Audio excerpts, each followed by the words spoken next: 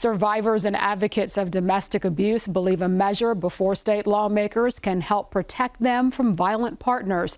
But some say remedies already exist. Our June Leffler has more as we begin tonight's legislative update.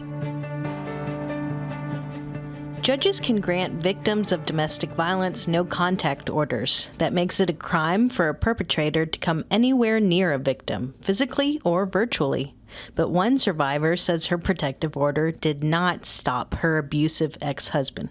Within 6 days, he had started breaking the emergency protective order by making false accounts and fake profiles and following me on Facebook, Instagram, TikTok. I found them. I contacted the Lawrenceburg Police Department.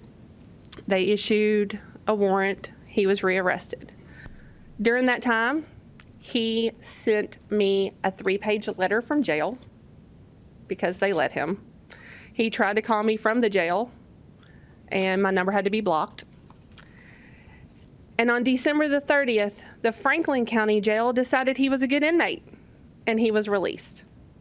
A Taylorsville representative proposes stiffer penalties in House Bill 38. Currently, if there is a violation of an order of protection, it is a Class A misdemeanor. What this legislation does, on the third violation of an order of protection, as it's written on the same order, the same individual, that would move up to a Class D felony. The House Judiciary advanced the bill unanimously, but the committee of mostly lawyers suggested some tweaks as it moves through the legislature. They heard from a former public defender who's now with the Criminal Defense Lawyers Group. The testimony that I heard, that's stalking, and it's felony stalking. But the problem is not that we don't have laws on the books that felonize the behavior when it needs to be felonized.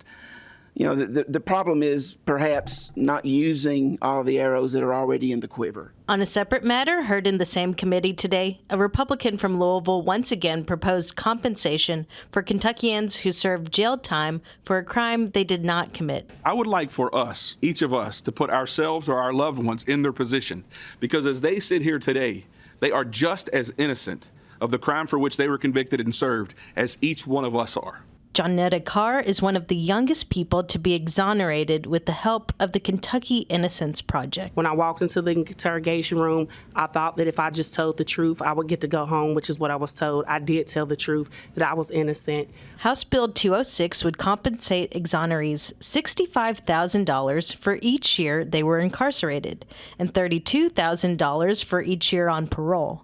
The committee advanced the bill unanimously. A similar bill last year did not make it past the finish line. For Kentucky Edition, I'm June Leffler.